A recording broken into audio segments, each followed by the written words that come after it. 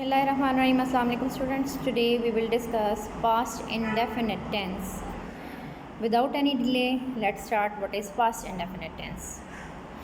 The past indefinite tense, also known as simple past tense, is used to indicate a finished or completed action or task that occurred or happened at the specific point in time in the past. Students, past indefinite tense एक ऐसा tense है जिसमें काम जो है वो माजी में यानी पास्ट में जो है वो हुआ हो।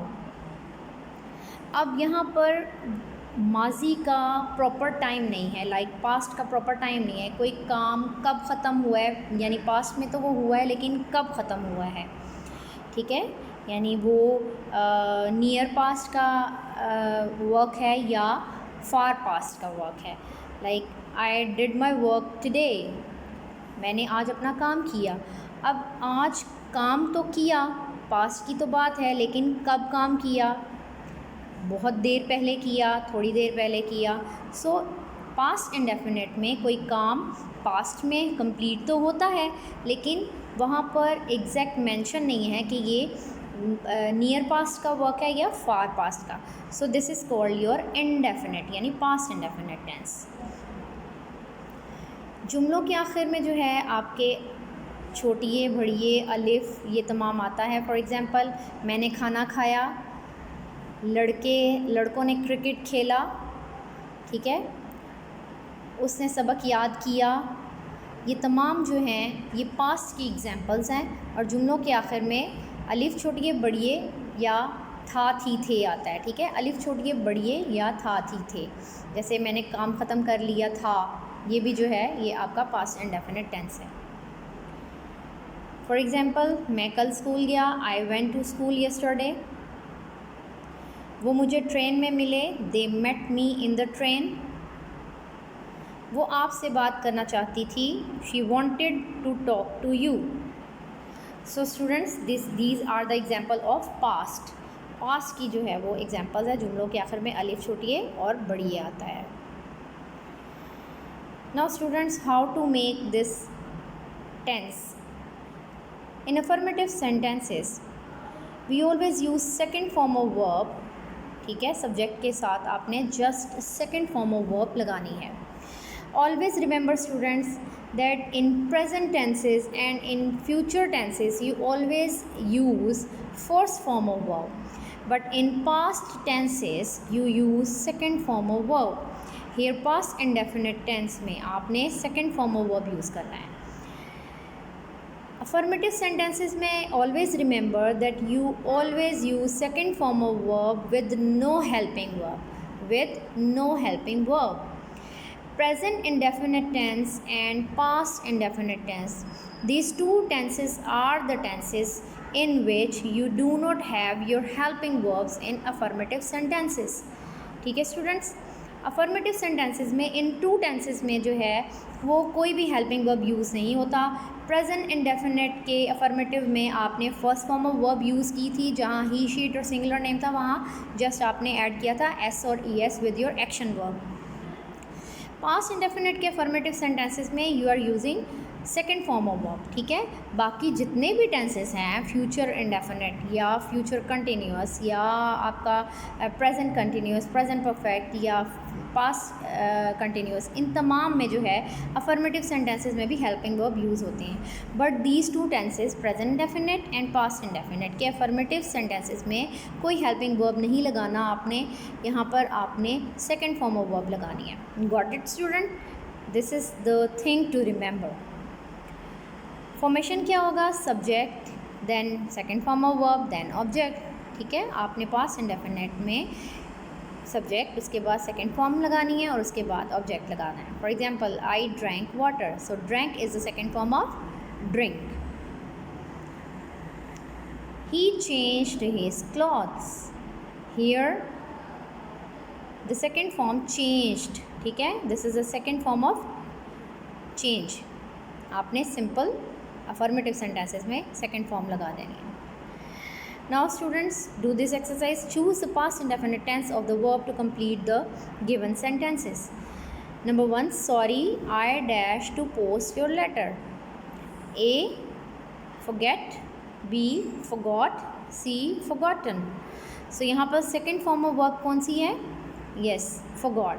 So you have to choose option B, forgot. Sentence number 2, Numan dash his homework very well. Number A, do. Number B, does. Number C, did. So did is the second form of do. You will put did here. Okay, Numan did his homework very well. Now students, do these two sentences yourself. Number 3, we dash up very early this morning. Get, got or getting. Number 4, I dash quietly in the class. Sat, sits, sitting. In affirmative sentences, you have to add second form of verb. Okay students? Now translate the following sentences into English. Ali ने अपना सबक याद कर लिया. अब यहाँ at the end of the sentence से हमें पता चलेगा कि जुमलों के आखिर में अलिफ छोटी है बड़ी ये आता है. यहाँ पर लिया यानी अलिफ पता एंड पर आ रहा है, तो this is your past indefinite tense. तो अली ने अपना सबक याद कर लिया. So here subject is Ali, हम लगाएंगे अली. देन सबक याद कर लिया. याद कर लिया का इंग्लिश जो है याद कर लेना की होती है लर्न, और लर्न की सेकेंड फॉर्म है learned. So Ali learned his lesson. Object आ जाएगा सबक. उसने फ़कीर की मदद की. अगेन की से पता चला कि छोटी है आ गया. This is past indefinite tense. उसने यानी यू कैन पुट ही और यू कैन पुट शी. यहाँ पर उसने फ़कीर की मदद की यानी ही भी आप लगा सकते हैं और शी भी. सो मदद करना की इंग्लिश हेल्प. आपने से लगानी है सेकंड फॉर्म, तो हेल्प की सेकंड फॉर्म हेल्प्ड. सो ही और शी हेल्प द बैगर. फ़कीर की इंग्लिश होती है बैगर. मैंने सच बोला. मैं आए. सच बोलना यानी स्पीक्स. स्पीक इज़ सच बोलना एंड स्पीक की second form spoke. So I spoke the truth. सच की इंग्लिश होती है truth. I spoke the truth. Now students, do these two sentences yourself. Naila ने अपना वक्त ज़ाया किया. लड़कों ने कल वर्जिश की. Now negative sentences. Students, in case of negative sentences we put did not before first form of verb. अब यहाँ पर स्टूडेंट्स एक आप जो मिस्टेक करते हैं वो ये है कि आप did भी लगा देते हैं और उसके साथ सेकेंड फॉर्म ऑफ वर्ब भी लगा देते हैं. That is completely wrong. Students, always remember that when you have did in the sentences, negative and interrogative sentences, past indefinite के नेगेटिव और इंट्रोगेटिव में हेल्पिंग वर्ब डिड नॉट लगाते हैं. Did helping verb लगाते हैं, नेगेटिव में did के साथ नॉट लगा देते हैं. अब students, did is the second form of do. Did is the second form of do. Do की हम ऑलरेडी सेकेंड फॉर्म डिड यहाँ पर अप्लाई कर रहे हैं. जब हम लोगों ने यहाँ पर डिड यानी डू की सेकेंड फॉर्म डिड लगा दिया है तो फिर हम एक्शन वर्ब को फर्स्ट फॉर्म ऑफ वर्ब में लगाएंगे. Got it student? मैंने आपको ये बताया है कि पास्ट इंडेफिनिट में you always use second form of verb. अब यहाँ पर हेल्पिंग वर्ब जो है वो डिड लगा रहे हैं. Did is the second form of do. So जब हम लोगों ने हेल्पिंग वर्ब को यानी helping verb second form of verb में है तो फिर हम एक्शन वर्ब को फर्स्ट फॉर्म में करेंगे. अगर आपने एक्शन वर्ब को भी सेकेंड फॉर्म में कर दिया और हेल्पिंग वर्ब डिड भी लगा दिया तो ये रॉन्ग हो जाएगा. So always remember that you apply first form of verb with did not. ठीक है स्टूडेंट्स? इसकी फॉर्मेशन क्या होगी? Subject, then helping verb, did not, then first form of verb and then object. For example, he did not drink water. Did you eat my food? क्या तुमने मेरा खाना खाया? Oh no, I didn't eat your food mean did not. ठीक है, this is the contraction. Didn't eat your food. अब यहाँ पर स्टूडेंट्स डिडंट के साथ यानी डिड नॉट के साथ एट नहीं है, ईट है. Because you have did that is the second form of do. तो जब हम लोगों ने यहाँ पर डिड लगा दिया तो यहाँ पर हम एक्शन वर्ब जो है वो ईट यानी फर्स्ट फॉर्म ऑफ वर्ब लगाएंगे। Okay students, now you will be able to solve this exercise. Choose the correct form of verb in the following negative sentences of past indefinite tense. आपने bracket में जो forms given हैं उनमें से correct form को choose करके यहाँ पर यानी सर्कल कर देना है इसको। Number 1, the painter did not paint painting a picture. जी students, you will circle paint because you have did not in the sentence, so did is the second form of do। तो आपने जब did not लगा दिया तो action verb आ गया first form में, that is paint। the fish did not swam slowly, so you have to add swim in the sentence। circle आप करेंगे swim को because you have did in the sentence। the fish did not swim slowly। Now students, do these sentences yourself। the old man did not thanking me। the boy did not crying when he fell off his bike। Number 5, the children did not hurried or hurrying to school। Now students, interrogative sentences में you just have to put did before your subject। ये जो helping verb did है ये आप at the start of the sentence ले आएंगे, ठीक है। और उसी तरह से you will use first form of verb, ठीक है। did के साथ जो है वो आपने first form of verb लगाना है, and at the end of the sentence you will put question mark। For example, did, then subject, then first form of verb, object and question mark। Did he drink water? यहाँ पर drink first form है और did जो है second form है do की, helping verb did। For example, what did you do today?